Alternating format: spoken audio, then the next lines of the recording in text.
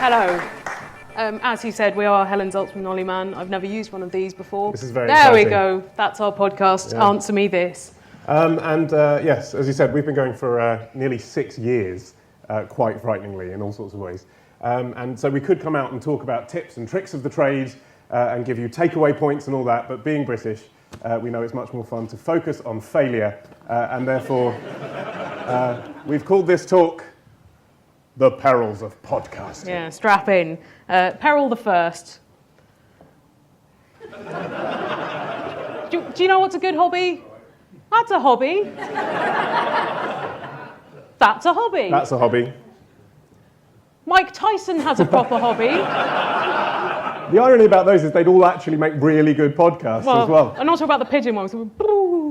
Tyson on pigeons would be incredible. Yeah. But yes, our hobby actually takes a lot of work. Yeah. And people approaching it purely as a hobby, I think, they tend to drop off, frankly, don't they? They'll be disappointed. Yeah, because it's quite a boring hobby because it feels like work. And we actually spend a whole day a week just going through our inbox because our podcast is interactive. We feed off the questions sent to us by our listeners so that we don't have to think up material ourselves. Yes, for example, if you've never heard our show, by the way, this week we answered how did the Tooth Fairy come about? And is there such a thing as the Mile High Club in the Channel Tunnel? Any members here? Yeah, the answer is there is, but it's substantially less popular than the Wagamama Club, as far as I can find out. We spend about an hour and a half a week doing the recording in my house. This is our studio. It's my husband in the corner. He's our live producer because he had this studio in our house and we thought, well, let's use him so we never have to understand how a microphone works. Yeah, and as you can see, actually, we had quite decent mics right from the beginning, which, listening back to our early shows, is kind of the only redeeming feature of about the first 12 episodes. So I think it's quite important to get sound right. That's definitely a peril of podcasting, people who talk straight into their computer. The other thing that we inadvertently had right, even from the beginning, was an eye for publicity, because Olly here, that's a shameless narcissist. Yeah, exactly. Because I think especially then, actually, it was quite important to get in the mainstream media with podcasts. There's this sense that you can use social media and you can tell your friends and email people, but actually it's so much more helpful just getting someone in Time Out to write one line about you. One publicity stunt that we did right at the beginning, briefly, was we realised that we couldn't crack the iTunes chart in the UK. So it's full of BBC and then Channel 4 radio and other such things. Channel 4 radio, God, we're old, aren't we? Things have changed. But we realised that if we went to Luxembourg, the world's smallest country with its own iTunes store, that we could maybe crack that. And we did. It's such a small country that we became number 3 in a day. And then, it's not the instant star maker. I'm not saying it will work for anyone. And then this happened. There we go. We went on Sky News to talk about it. Don't we look like beavers? And actually, interesting as well, looking at the tag there, can outsiders take on the Premier League? Like, for the first 2 years of doing a podcast, at least half of everything we did was explaining what a podcast is. Yeah. And that's definitely a peril of podcasting. A lot of people still don't know. Radio 4 now insists it's a download. And it's semantics. You was kind of being treated slightly as the David that takes on the Goliath, so you've got to kind of play up to that, I think. Yeah, and when we went on TV shows, they would never bill us as podcasters for at least the first couple of years. It was always made-up jobs like media journalist, which seems a bit of a tautology. But I think it was because podcasts hadn't really hit when we began. Even though we were far from the first, Ricky Gervais had already been podcasting for quite a while when we began in January 2007. But the idea of amateur shows ever being able to compete with proper radio seemed pretty much an impossibility. However, 3 years later... Oh, that's embarrassing. Yeah. Fancy that. Right. I don't know how that got there, actually. Yeah. That's validation for our pigeon fancying hobby. We were very grateful that the Radio Academy created the Internet Programme Awards so that we could get into rooms like this. Not so grateful that they didn't create a separate price category for people attending the event that produce a show in their front room, but you know. Dream on. Small steps, and that is one hell of a vegetarian main course, baked squash. Yeah, with baked beans in it, £200. Anyway, we've had a lot of support from iTunes over the years because there aren't that many amateur podcasts that they can throw their weight behind, and they want to.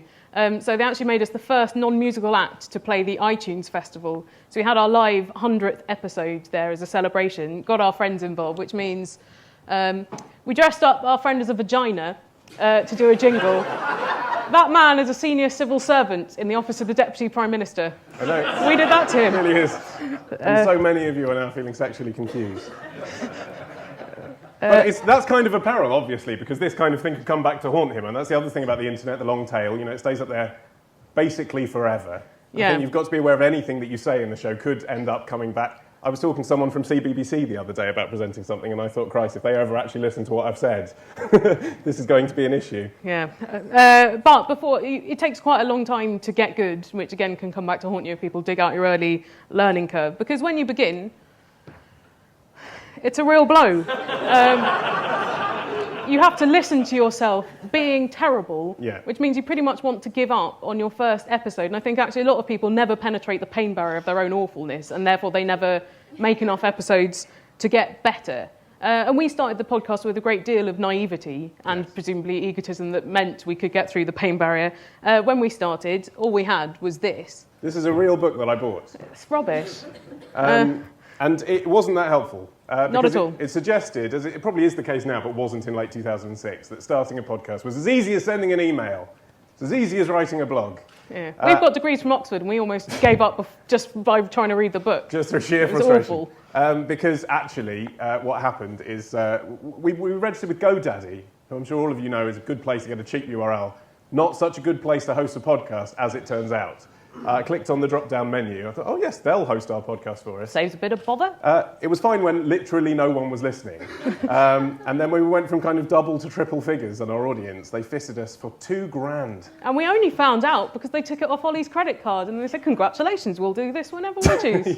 So we left. So be careful. Peril of podcasting, which provider you use. We use Libsyn now. They're quite good. Yeah, but how do you go from this to these? How do they get in there?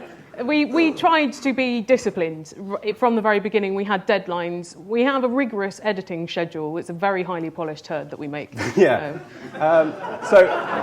for those of you that are interested in the specifics, basically we record, as Helen said, for an hour and a half, which I thought that ratio was terrible to begin with, but then I went to see an episode of Friday Night with Jonathan Ross being recorded, and he spoke to Jamie Oliver for 50 minutes, and it got cut down to 8.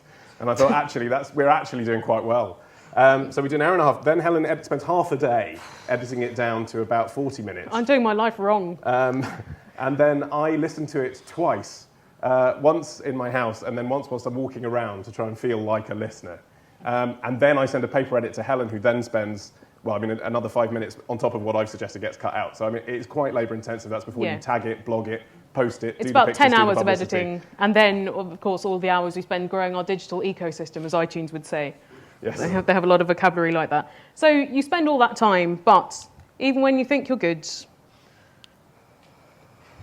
Jackie Mason, he will always think that there is nothing you can say to change your mind. We know this firsthand. Yes. One of the advantages of doing the show is we got to invite, after a while, special guests. So sort of every 6 months or so we try and have one, beginning with kind of celebrity friends of the show. So Pappy's the comedy group, one of whom used to share Helen's flat. It's easy to get him, he just came upstairs. Josie Long, who's a mate of ours, Andy Zaltzman, don't know how we managed to wangle that. But then after we'd done that, we actually started writing to people who we really respected, unlike Andy. And I know him too well. And suddenly I found myself driving John Ronson to Helen's flat to record the show, which was a very weird experience. Yeah. When Olly heard that the most venerable of Jewish stand-ups, Jackie Mason, was going to be doing a run in the West End this spring. And clearly playing a venue he will never fill. 20 years since people were interested in that, really. I thought there's a publicity opportunity here. He'd probably do it. And He'd be crazy for it. And I wrote to his publicist, and sure enough, we had an interview with Jackie Mason. This is what he looks like. You can't tell from this photo, but his eyebrows are maroon. And then it's not natural. He was, I think, hostile is probably the right word. Yeah. Frosty. I think the thing is, I guess those of you who work in, proper radio, when you go and interview an American star, even one who, is slightly faded, there's publicists and you've got producers with you and there's an engineer perhaps, and then your presenter hasn't been actually the person who wrote the letter, but it was just us. And his wife, who is... A character. A stereotype, came in... She had a floor-length fur coat on and sunglasses, even though we're in a windowless basement room.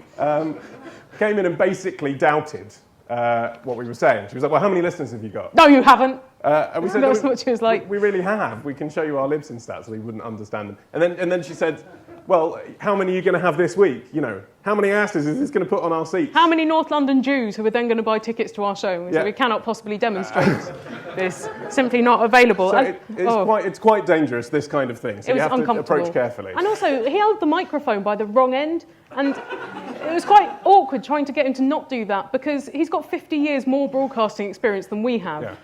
And it was sabotage, obviously. But not all of our guest experiences are bad. For instance, for our 200th episode last Christmas, we interviewed our families, which felt very exposing for us. They finally found out what it is we'd been doing for the past 5 years. Yeah, that's true, because you sort of play a version of a character, I think, when you do a podcast, just like on radio. And even if you try and dial that down and be as true as you can to your audience, actually, there'll come a point where they can see right through you. And that sort of happened in our 200th episode, and people could hear what we were like with my mum, who told the most embarrassing anecdote. We asked her what was an amusing thing that had happened to her on holiday, and she thought this was appropriate. Well, I took a group of disabled children on a trip, and one of them went missing, and it turned out someone had offered her money for Jiggy Jiggy. So, raping a Down syndrome child, great subject for a podcast. Meanwhile, I learnt that my mum vehemently hates vegans. I don't know why. So there are a lot of dangers, but... I mean, a big one is coming up, and I'm sure as radio people you'll all understand. Money, bit of a problem when you're making an audio product. It's like a really long tail. It's like if someone took the tail and then goes and rolls it out over here until finally maybe in 7 years you might make some money. So don't get in podcasts for money. Yeah, that was a visual demonstration of him saying we sell our first 3 years episodes for 79 pence each. That brings us in not enough income to live off. And this year we also released Jubilee-themed and Olympics-themed albums of new content. Which actually means we're actually proper UK top 20 recording artists. Yeah, they went into the music charts at number 18, above Rihanna. That's incredible. Thank you. Not for like an afternoon. Worth pointing out, her album was 6 months old and ours cost £2.49, but still, that's for just 1 week. Pedantry. Yeah. But even when you are top 20 recording artists, as we are, you feel the need to accept money-making schemes when they're wafted under your nose, which means... Big peril, this. Here's the photo evidence. Yeah, here we are. What's not clear is that this bed is in Waterloo Station, and it is part of a publicity stunt by an online conference calling company. Basically so that they could have the headline, "Are you up for a three-way with Jodie Marsh?" Because she was having a three-way conference call with Phil Tufnell and a comedian, I can't remember. Patrick Monahan? Yeah, probably. And it was 24 hours. And so their PR person, who's a fan of our show, thought, I'll send them along when they're flagging in about the 20th hour to do a bit of Answer Me This with Jodie Marsh. Which was very, very exposing, because even though ostensibly we were for a clearly non-existent online audience who were watching this, actually we were sitting in the middle of Waterloo Station, sitting with Jodie Marsh, which isn't good for anyone's cred. Luckily, no one gave a shit about that publicity stunt, because it makes no sense. And this is the extraordinary thing, they gave us 750 quid each for 20 minutes. 20 minutes. Which clearly is the fee that we've asked for again here at Next Radio. Yeah. More salubriously, Visit Britain decided to spend your tax money on sending us on holiday around Britain and making a video of it. And in 2010... this happened. Got this job. That's Faber and Faber. They published W.H. Auden. Yeah. T.S. Eliot.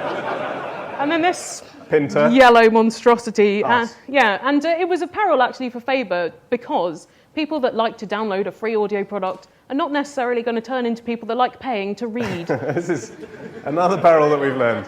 Audiobook might have been a better option, but then you've got us reading a book based on a podcast, which is really weird. It's a bit meta. Maybe we could have got Roger Allen to be me, which would have been cool. I would have gone for Sandy Toksvig. She sounds the same, but she's better. It's possible that people bought the wrong Answer Me This. That's about Christianity. It's very different. Very different. Different shtick. Now, one of the other perils of doing an interactive show, as we do, is that we learn an awful lot about our listeners. They're pretty unbridled in what they send to us about their preoccupations, their love lives, their problems. And actually, I think one of the things we've learned from this peril is you have to be responsible as well. Even though you're doing a podcast, even though it's on the web, even though in a way it's kind of the Wild West, you can say whatever you like. actually there's real people listening. And if you're talking about a harrowing experience that someone's had, you can't basically just make fun of it, even if they've sent it through to a comedy podcast. And I guess just like in radio, you actually have to think about what's the responsible thing to do, even if there aren't the codes of practice there in the first place. Yeah, because they really do tell us far too much. And sometimes they actually illustrate it as well. Hold your stomachs. So this is from a girl called Jessie, who pierced her arm and then it went septic. It's odd that proves not to be a good idea. And she didn't learn because she also pierced her hips. This is from Daz. That's not even the worst one. He sent us 4 pictures and this is the best. This is from Daz from Cleethorpes, whose Uncle Bob got an insect bite and it turned into this. Horrifying. And she tells you something about our show, that the question he asked us was about the origin of Bob's Your Uncle. Supplied that picture. Now this, it might not be clear, this is still from a video because the video is too harrowing to show you and also on Vimeo, which doesn't embed. This is a man who rang us up saying, I was drunk. Why did I staple my testicles to a copy of the Keith and the Girl book? Keith and the Girl is a rival podcast, so I don't know whether to be relieved or insulted that it's not even our book that he staples his testicles to. In case you're wondering, by the way, that's not the whole sausage and beans you can see there. What he's done is he's Taked himself created out like the a way. hammock in his T-shirt, and that's a bit of a crease in the testicular sac. It's fine because it's just the testicles with a staple through them. But not all of our fan interaction is tetanus Let's move on, because related. I feel like this isn't next radio. Most of the people we've met are lovely. This guy came to a book reading we did, made us a brownie and then sat on us. And this next thing are some paper dolls that someone made of us. Yeah, if you want to make some, just print out this slides. But we actually do both just look like different period Michael Jackson when you assemble them. Yeah, very much his cuboid period. And it's because a podcast fan feels that their relationship with the podcaster is quite intimate. We're talking right into their ear. And they've made the decision to listen to us. It's not that we're on in the background. They've actually had to jump through several hoops to come to listen to a podcast. I think that's right, yeah. People talk about radio being really, really intimate, but we think podcasts are even more intimate because not only are they interacting with us, but they are choosing at that moment to have us in their ears. Hence the devotion. And you get stuff like this. Yep. It's all right, it's not real. But the thing is, as a podcast, you are on the internet, which means that if you don't grab people really, really quickly, they will go and be entertained by something else on the internet, because I believe there are other materials that are entertaining on there. So you always have to remember when podcasting this. Big peril. Yeah. If you're not entertaining in the first 10 seconds, they are going to turn off. And you can sometimes win them back, but, it's harder work the second time. And right from the beginning, we knew that we had to go out there and get an audience through social media. So back in December 2006, that was MySpace. I used to go on there for 2 hours a week looking for likely-looking 14-year-olds that I thought would enjoy it. That sounds bad now. Basically, some of them are still listening. They're adults, so it's fine. Basically grooming children. But, if you can get an audience that way and work up word of mouth, that's really, really helpful. Yeah, but like Olly said, old media does actually make a bigger push than anything. I think we had more from being in the now dead London paper than from other efforts. Let's not forget, of course, old-fashioned grassroots marketing. Get your brand out there. Available now on tomethspodcast.com/superstore if you have a dog. Yeah, dog not included. We also sell a variety of badges. And this actually was a user-generated one because someone suggested that our podcast theme tune sounds like that's what we're singing. So if you can sort of react quickly like that and get a product out there, then you've got some it sound like a serious radio conference all of a sudden again. Scrap. Well, actually, we are kind of getting serious now because we're getting to the end of our talk, and we thought we'd end with one of those takeout messages. Yeah. Peril of podcasting. It's very different to when we started, and I think there are a lot more podcast listeners, there are a lot more podcasts, and when we started, about 20 iTunes stores around the world, and now there are over 120, and 90-odd% of listeners seem to come through iTunes or iPhone or Mac products. And this has really got Olly squirming this week about what's going to happen in the future. Yeah, because, we disagree about this, which is quite interesting. Yeah. On the latest version of iOS 6, so this is what you get on your iPhone 5 and what they're suggesting you upgrade to on an iPad, they've annexed Podcast Off into its own app, and it's not pre-installed. So the only time you're prompted to install it is when you first click on the App Store and it suggests it as one of 5 very boring-sounding apps that you might want to install. Yeah, stocks and shares and podcasts. I think that a lot of the growth we've seen in podcasts over the last 3 or 4 years has been from the fact that people's mums and nans have been getting iPhones and then seeing our attractive faces alongside the best of Whitney Houston. Interesting you think our audience skews female. I worry that although we'll be all right, because we've got an audience over the last 6 years, I think if you're starting now, it's very hard to get an audience who've never heard of a podcast before to ever click through onto your show. I think it might be fine, because I think the problem with podcasts before is that they were kind of buried in the music store of iTunes on mobile and iPad and so on. So if they've got their own app, they're more visible. And also, I think as a medium, it's become more validated. You see traditional broadcasters throwing their might around it, even if, like the BBC, they won't call it podcasts anymore, but it's the same thing. I think the fact is that there's always going to be this increasing appetite for on-demand free stuff. People love free stuff, and they love it at the point when they want it, not sitting around waiting for it to happen. But in any case, final peril, I guess, is we want to communicate the fact that even if you don't use an Apple device, most of your listeners do, so your futures are tied inexorably with those of a big Californian corporation. Let's hope they treat us all gently. So thank you very much. You can find us on Twitter at Helen and Olly, and this is our podcast, answermethispodcast.com.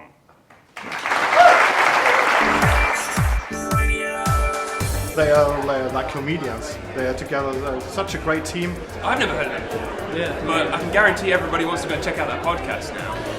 They're talking to the people, they're listening to the people, have a lot of social media activities, and that's some points that the radio stations cannot from.